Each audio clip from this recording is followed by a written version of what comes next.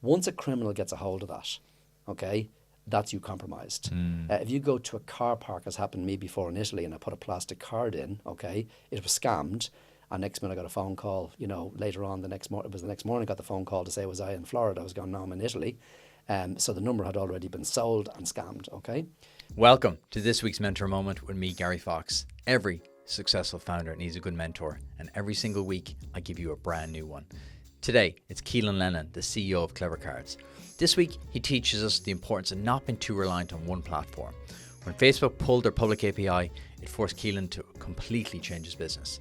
Here's how he pulled it off, and now why he's stronger than ever. Video content was on a circular piece of plastic that we used to call a DVD until a crowd called Netflix came along and built a digital platform for movies. Music was on a circular piece of plastic called a CD until Steve Jobs said, I can put 1,000 songs into a phone.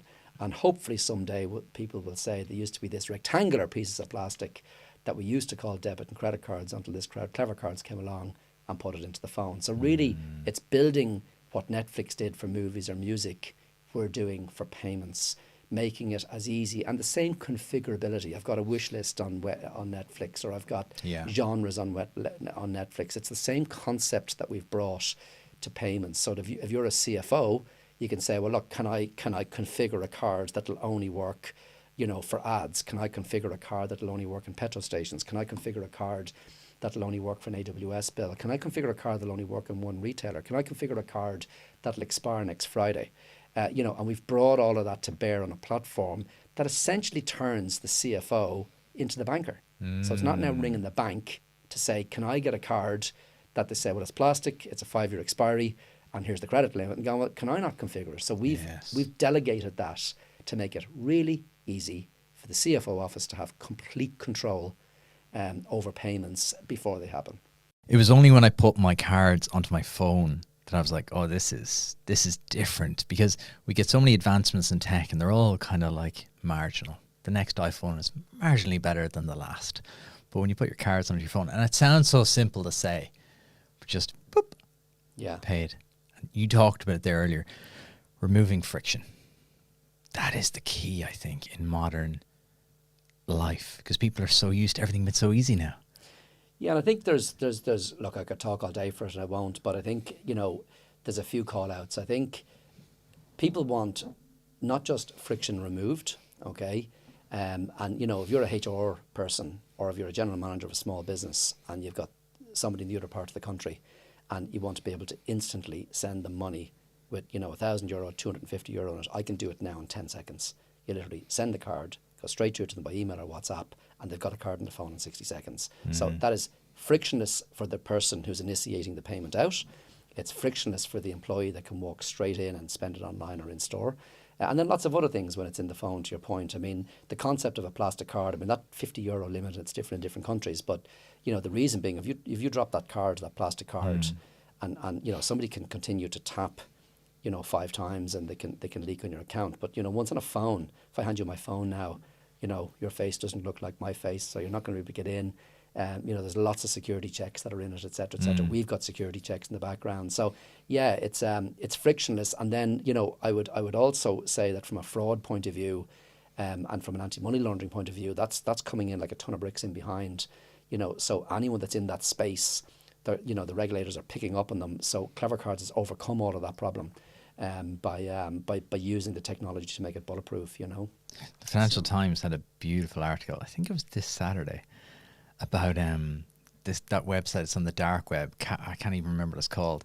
The act is basically a marketplace for stolen information. Yeah. And they were saying it's so big now that there's websites dedicated to two criminals obviously can't trust each other, so they have a website that they put the stuff into storage, and then Kealan goes off and tries, working great, thanks Jimmy, hands him over the money, and then he goes off and uses all that stolen information, and then they were saying the US is the biggest avenue for that.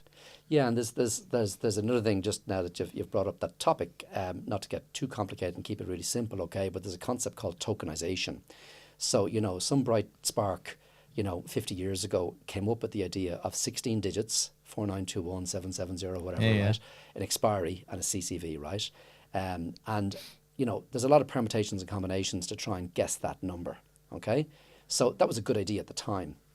But the problem is that if you use that plastic card, those card numbers are in the coffee shop, the pub, they're on the airline sites. It's the same numbers that are travelling everywhere. So, or you may even have written the number down into your phone somewhere, okay? Once a criminal gets a hold of that, okay, that's you compromised. If you go to a car park, as happened to me before in Italy, and I put a plastic card in, okay, it was scammed. And next minute I got a phone call, later on the next morning, it was the next morning I got the phone call to say, was I in Florida? I was going, no, I'm in Italy. So the number had already been sold and scammed, okay? When it comes to the phone and tokenization, what we've done, okay, think of it, instead of being a 16-digit number, that's scrambled and tokenized into, think of a 100-digit alphanumeric number. And more to the point, when I tap that at the point of sale, it scrambles. So it will work for that transaction, but the next time round, there's a different number. Amazing. So the numbers are changing all the time, which means you can even if someone was to get that number in a retailer and say, well, I've got a token here, it's impossible. Okay, so that concept of tokenization that we've brought in on top of our cards. So our cards are tokenized, which brings that layer of security. And is that the future of payments? Is that a broader movement? Yeah, I think that's tokenization has been applied in lots of different sectors, but in terms of how we've brought it to the payments category, in terms of, anyone that gets one of these employee rewards, as an example, at Christmas time, it's tokenized, where nobody in the marketplace is doing that. They're doing, 16 digits and a CCV, or it's a voucher or something with a voucher number. So it's once somebody gets their hands on that, you're in trouble. I met an Irish guy who's he's a cyber security firm, but they do preventative security. So they're trawling the dark web and the deep web and all the webs for all this information that's already leaked. What they do is they gather it up and they go to you and they go, did you know? So he was telling me a great story. He was asked to come in and speak to, I won't say where or how, he was asked to come in and speak to a large body in the education space. And it was all staff and faculty there, and he'd gone on and found 10,000 bits of their data that was available online. Yeah. And he started his talk with that, and I was just like, oh my God, what a way to start a talk. Yeah. But it's only when you speak to people like him. They did an example of whereby they had a reader outside a department store, and they were picking up on all the people walking in and out and showing the example of how leaky your data can be and how leaky your contact list can be. Like, it's a wild space at the minute, isn't it? So like, to see people like you coming into it and doing it a different way, it's really interesting, because I think, to be honest, I was very, very ignorant of it until I met him, and I was like, oh my God. It's kind of one of those things you kind of put to the back of your mind. Yeah, because it's dark web, that's what it is, and people don't realise that if I'm walking around with a piece of plastic and 16 digits, and it's wide open. It's kind of like having your in the old days having your wallet open with your numbers exposed. Whereas that isn't the case when you do what we do with biometrics and everything else in tokenization. So when you went to China, you saw this. That was the kind of aha moment. What were you on the trade mission for? What were you there working on? Well, it was with, as I said, it was with IDA Ireland and Enterprise Ireland, and it was, bridging relationships between China and Ireland, and tech companies in Ireland and tech companies in China. So a previous version to Clevercards business that I had was in the digital greeting card space, and this company was looking at getting into that space. So that was really the rationale and the reason for going there. But as I said, it was a no-brainer. And when I came back, I said, I'm going to build a payments platform, a digital payments platform. I'm going to do what Netflix did, and I'm going to do that for payments. Ambitious. That's a big goal. You came back with some big dreams there from China. Yeah, and that was it. And I said, this is doable. I could see it. I could see the demand. And then as I began to think it through a bit further, I was going, it's a bit crowded. There was the Revoluts and the N26s and the Monies, and there was a lot of businesses like this that, the early neobanks were coming into it. So kind of went cold on the idea for a few weeks, and then penny dropped. I said, nobody's doing this for businesses. This is a blue ocean, wide open. Nobody has done it for business. And more to the point, the concept of bringing digital cards into phones and whatnot, etc., those very neo-consumer banks have educated the market. Yes. So coming in off the back of that meant there was a friction point that was removed. And essentially that's what we did. We created the ability for a business to digitally issue cards to their employees. And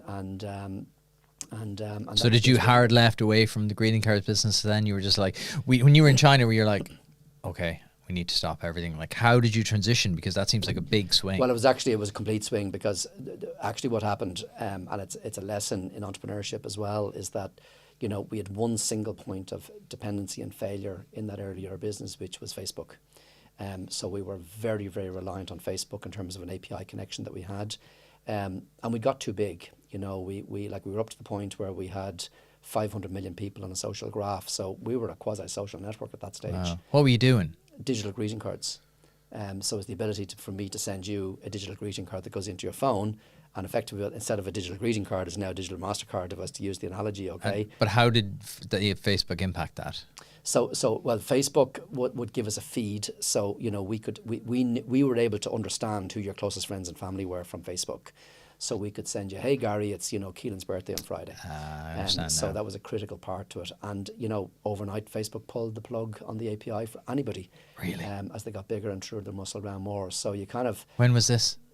Over 5 years ago. And Okay. so, you know, and you're conscious always in business that you've got single points of failure.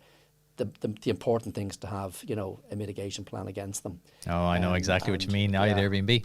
There you Before go. COVID, Airbnb, everything was built on Airbnb. Our entire market was the tourism sector. Yeah. And then that stopped. Now, look, COVID is a Look, black there's swan going to event, be, but there's still. going to be, exactly. There's always going to be, you know, you can't plan for wars. You can't plan for, you know, for COVIDs, right? There are certainly things that are, you know, real left field. Okay, if you plan for every single, you know, redundancy and every single risk, you won't be able to move it forward. So you need to zone in on the ones that are the highest probability and manage for them, you know. But And what happened with the API? How did you hear that was coming? Because that sounds like Facebook one of those words. wrote to all the developers and said, we're pulling this API. How long did you have to? Probably, I can't remember now. I think it might have been 3 months at the time. I can't remember. And but it was fortuitous because, you know, now we'd Facebook Mark II, which was the biggest player in China. So it was bigger than Facebook. As a matter of fact, this company owned a business like Facebook and like Uber and like WhatsApp, you know, together. So, you know, it was a monstrous organization. So it would have given us the equivalent in the Eastern market. But as I said, you know, a far better business was financial service. Financial service was broken, you could see it. And to be honest with you, I much preferred overall my career B2B businesses. They're far more resilient. If you enjoyed that chat with Kealan, I guarantee you'll love the whole chat. So go back and listen to episode 288 or click the link in the description below.